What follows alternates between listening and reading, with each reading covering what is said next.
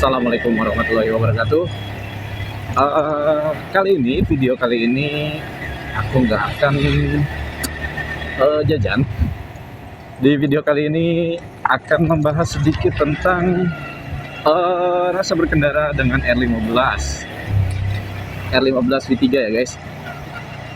Jadi hari ini tuh tadi aku habis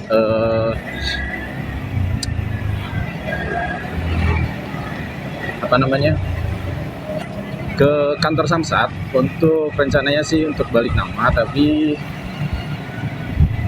ya begitu. Jadi tadi tuh antri lama dan sampai tadinya memang mau ke sekolah, jadi nggak jadi ke sekolah gara-gara baru beres jam 3-an, setengah 4 tadi tuh.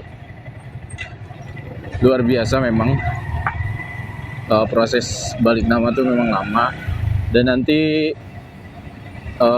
cabut berkasnya tuh kira-kira beresnya di bulan Oktober. Lama banget ya guys. Makanya hari ini aku nggak bawa STNK, jadi cuman bawa surat apa tadi, dapat surat kayak gitulah. Buat teman-teman yang tahu boleh bantu menjawab ya. Nah, udah gitu pulang ke rumah, istirahat sebentar, langsung aku pulang lagi, mau ke kontrakan sambil kita ngobrol-ngobrol soal rasa berkendara dari R15. Mungkin nanti juga buat proses balik nama akan aku buat video tersendiri, atau kalau sudah keluar STNK dan BPKB yang baru. Nah, untuk saat ini aku akan bahas tentang rasa berkendara si R15 versi 3 ini. Sebenarnya ini motor udah hampir seminggu kalau nggak salah ada di rumah. Sudah seminggu ada di rumah, dan aku biasanya nggak pakai yang ini, biasanya pakai yang si Matju. Terus si jangkung juga kemarin sudah tidak ada, si jangkungnya udah nggak ada, jadi kita ganti sama motor ini, sama motor R15 V3.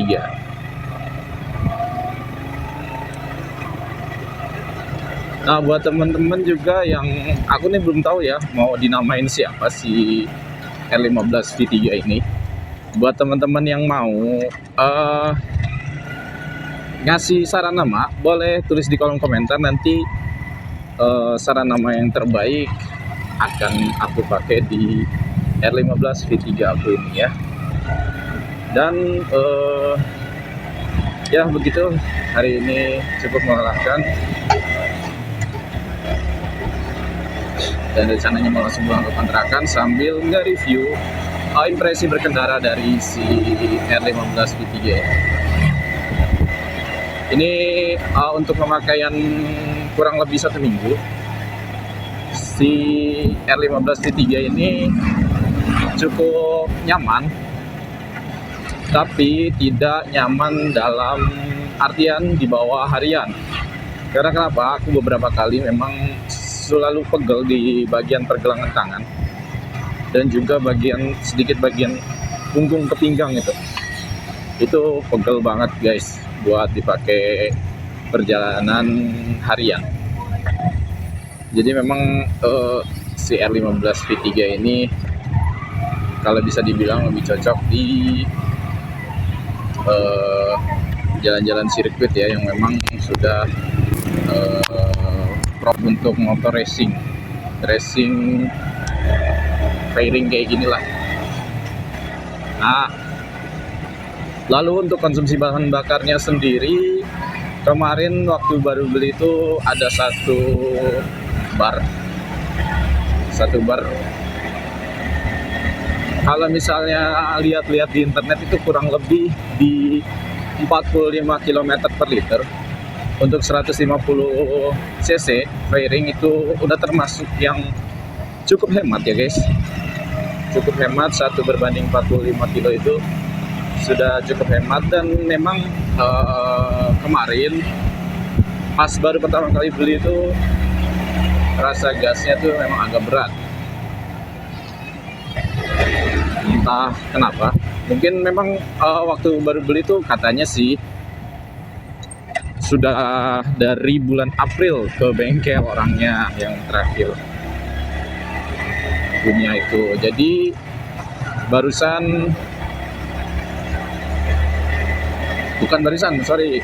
kurang lebih hari Minggu yang lalu, kalau nggak salah Minggu atau Sabtu kemarin tuh kita bawa ke bengkel untuk ganti oli. Dan rasanya tarikannya beda, tapi olinya baru sebatas sel ya. Mungkin teman-teman ada yang saranin oli motul di luar sana. Itu kembali lagi, kalau menurut aku tuh oli itu sebenarnya selera ya guys. Oli motor tuh selera. Gimana kalian? Yang membedakan dari kualitas oli itu yaitu kekentalan.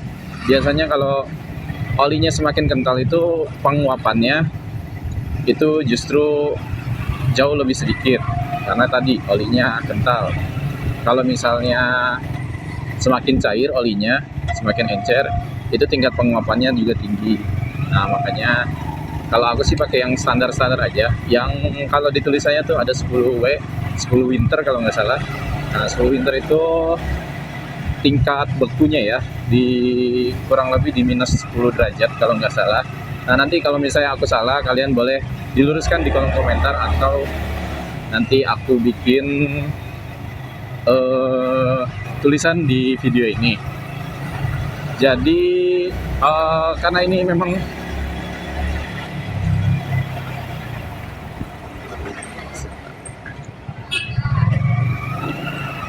video kali ini memang cukup ngedadak, jadi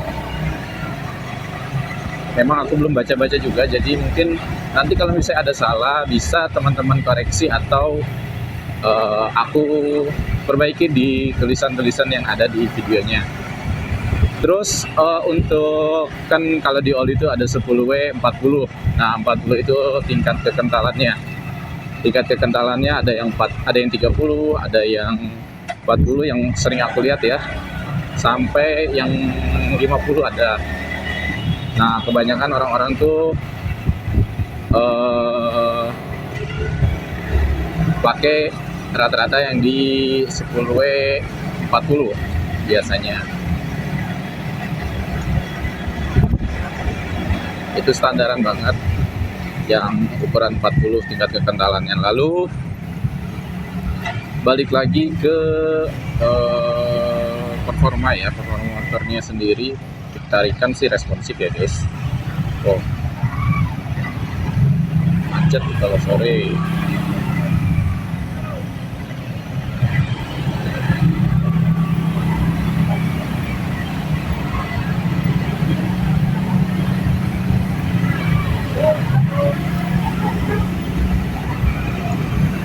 Oke, kita keluar dari Gang Cibiru Hilir, dan ini macet banget ke arah Cileunyi, itu macet banget kalau sore ya guys. Nah untuk konsumsi bensin sendiri tadi 145 ya aku bilang. Oli juga udah kita bahas sesuai selera. Memang ada yang pakai olinya motul. Yang membedakan itu selain suhu dan tingkat kekentalan, oli motor juga ada yang olinya sintetik dan full sintetik dan yang biasa ya. Nah kalau shell yang aku pakai sendiri, kalau nggak salah nanti videonya, fotonya akan aku tempel di atas video ini. Nah itu oli yang biasanya aku pakai, mau Shimadjo ataupun yang ini. Karena kenapa? Kalau aku pakai oli Shell itu kayaknya nyaman banget, apalagi kalau misalnya gantinya langsung di bengkel atau di pom bensin Shell, itu bisa langsung ganti di sana. Dan juga harganya juga udah include sama biaya pemasangan, karena ada beberapa yang meskipun kita beli di tempatnya juga harus tetap bayar jasa, jadi ya worth it lah. Nah, ini dia macet dan kemacetan tiap hari di daerah Cibiru.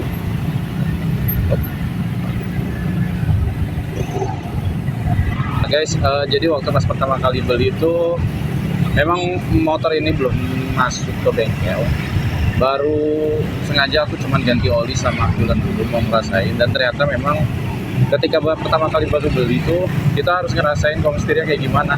Dan motor ini tuh komstirnya agak goyang ya guys. Biasanya masalahnya kalau nggak di komstir ya di bearing roda, bearing as roda. Nah itu wajar lah, biasanya kalau motor-motor second memang harus dicek ke arah sana ya, handling dan juga mesin. Tapi memang lebih baik ke teman-teman, saran aku ya, pilih ke mesin dulu, karena kalau misalnya mesinnya bermasalah terus parah ya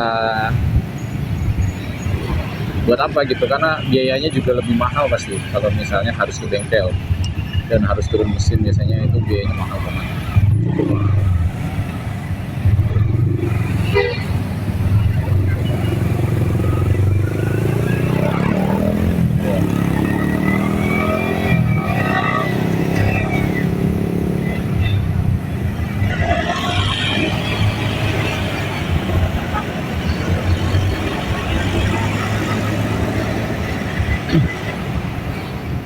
Kita sambil santai-santai aja jalannya.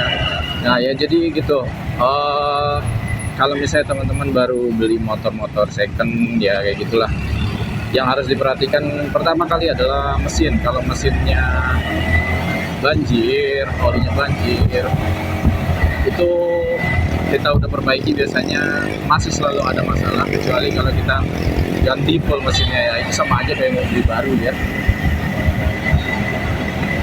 Biasanya selalu aja ada masalah kalau misalnya masalahnya cuma mesin.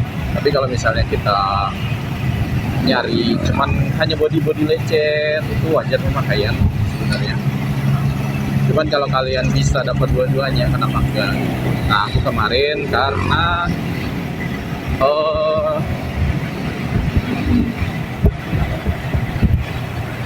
merasa udah cocok sama yang ini, jadi makanya kemarin langsung dibeli aja si R15 V3 ini, karena udah cocok, mesinnya udah enak, halus. Tapi ya gitu, minusnya ternyata pas dipakai setelah beberapa hari tuh rasa pistangnya tuh agak goyang. Tapi nanti kita akan cek lagi, kita belum sempat aja, belum ada waktunya juga buat cek resmi ke bengkel. Mungkin nanti juga akan kita bikinkan videonya. Dan untuk impresi berkendaranya sendiri tadi juga udah aku sebut, kakinya itu emang agak ke belakang ya guys. Tapi menurut aku kalau misalnya jalanannya rata dan juga nggak terlalu macet, ini enak banget R15 V3 ini dibandingkan R15 versi sebelumnya. Itu agak nungging ya, R15 versi sebelumnya itu agak nungging ke depan, dan itu pasti jauh akan lebih membutuhkan effort untuk menahan getaran dari si mesin. Nah, untuk versi yang kedua ya benar, versi yang kedua di Indonesia. Tapi versi ketiga dari Yamaha-nya ini tuh udah enak banget, udah cukup nyaman. Dan bukan kemarin ya, memang lagi banyak juga versi yang keempat nih lagi naik daun juga. Nah itu kalau dari beberapa reviewer di YouTube juga katanya si versi 3 ini gak terlalu mungging, dan juga stangnya ini agak tinggi. Cuman memang banyak orang yang gak suka katanya di tangkinya, karena tangkinya tuh nggak tahu kenapa katanya tangkinya aneh, kata banyak yang bilang seperti itu. Tapi kalau menurut aku versi 3 atau versi 4 nya si Yamaha ini, menurut aku sih keren-keren aja ya guys. Apalagi versi 4 tuh aku suka di bagian lampunya. Kalau ngelihat dari video-videonya ada di bagian lampunya, mungkin kalau ada kesempatan mau nyoba si versi 4 aku mau banget, dan mungkin akan aku review juga nyoba rasa berkendara dengan Yamaha R15 V4 nya. Aku tuh penasaran kalau berkendara malamnya tuh si lampunya apakah memang benar-benar terang seperti review-review di YouTube, atau biasa aja gitu. Seharusnya sih lebih terang karena R15 V4 pakai LED proyektor ya, jadi sudah pasti sangat-sangat terang dan juga dapat menerangi jalanan yang gelap. Nah, kita balik lagi ke V3-nya. Sejauh ini memang masih sangat nyaman, apalagi kalau misalnya kalian berkendaranya dengan sarung tangan gitu. Nggak akan terlalu licin ya, jadi kalian effortnya juga nggak akan terlalu banyak, dan itu tuh enak banget. Mesinnya halus, dan juga untuk koplingnya ringan, karena ada beberapa motor juga yang persneling koplingnya tuh agak keras sih guys. Tapi untuk R15 V3 ini ringan banget dan juga hampir nggak kerasa ya, kayak neken angin. Pokoknya enak banget.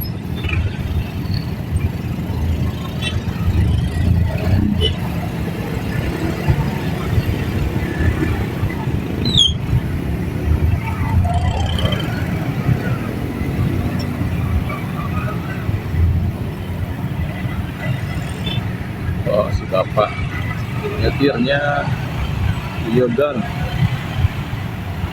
kalau santai aja. Karena aku juga guys biasanya pakai CRF 150L, tiba-tiba harus mengganti CRF-nya dengan R15. Itu tuh beda jauh banget.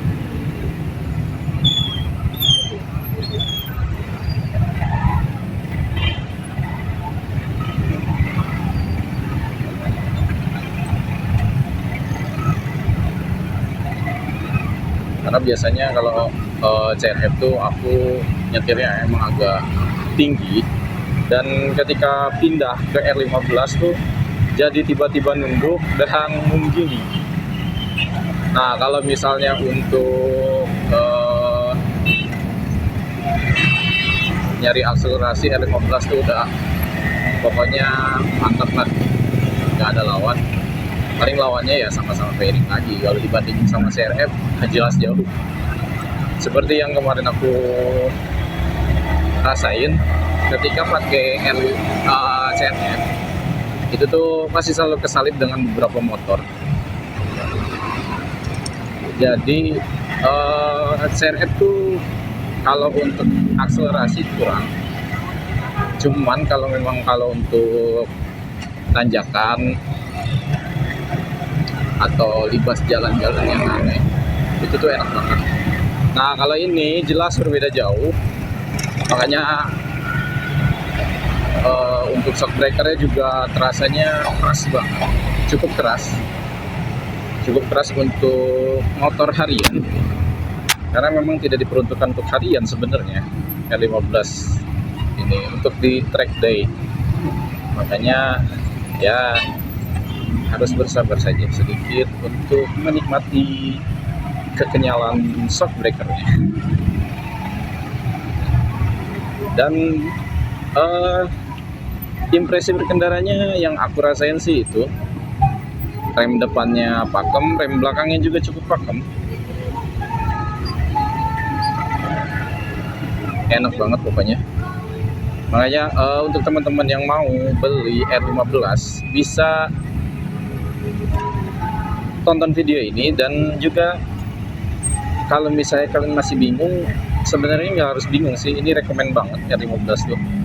Kalau kalian yang suka dengan motor yang bisa buat speeding ya, buat ngebut-ngebutan ataupun gaya-gayaan ya.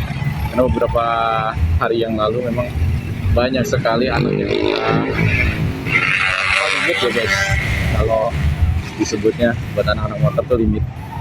Dan aku tuh belum ngerasain, aduh spionnya panjang bener.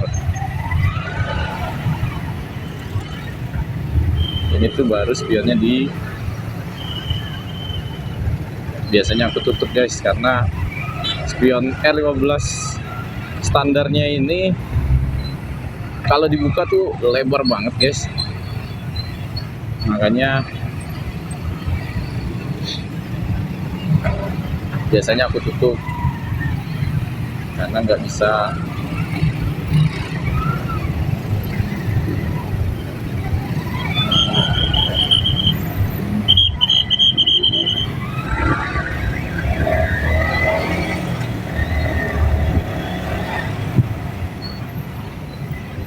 Nggak bisa nyelip-nyelip ya. Memang sebenarnya agak susah karena ketika belok tuh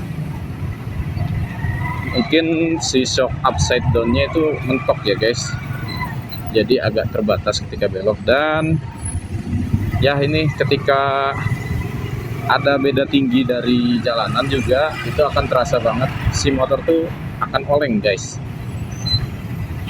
Awalnya sih aku ngerasa itu adalah feeling dari berkendara si R15, ternyata ketika pas beli aku tuh nggak ngerasain ketika ngebut guys. Yang aku pikir tuh ketika ngebut tuh akan si R15 ini akan stabil, ketika ada beda tinggi pun akan tetap stabil. Dan ternyata tuh enggak, itu tuh bukan dari pabrikannya begitu ya. Itu memang ketika pas beli aku nggak ngecek di pump setirnya.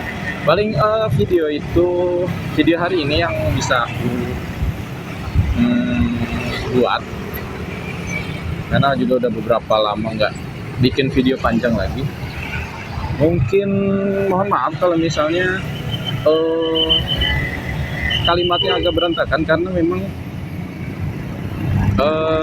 hari ini aku tidak nyiapin skrip ya guys, nggak sama sekali. Dan memang sengaja bikin video ini ketika ada momen, makanya hari ini aku nggak bikin skrip. Makanya kalau misalnya mohon maaf kalau misalnya bahasanya agak berulang-ulang ataupun berantakan, karena memang nggak ada patokannya waktu hari ini tuh. Jadi itu aja yang bisa aku bikin videonya. Terima kasih juga buat yang udah nonton dan sudah subscribe. Semoga kita sehat selalu, dan wassalamualaikum warahmatullahi wabarakatuh.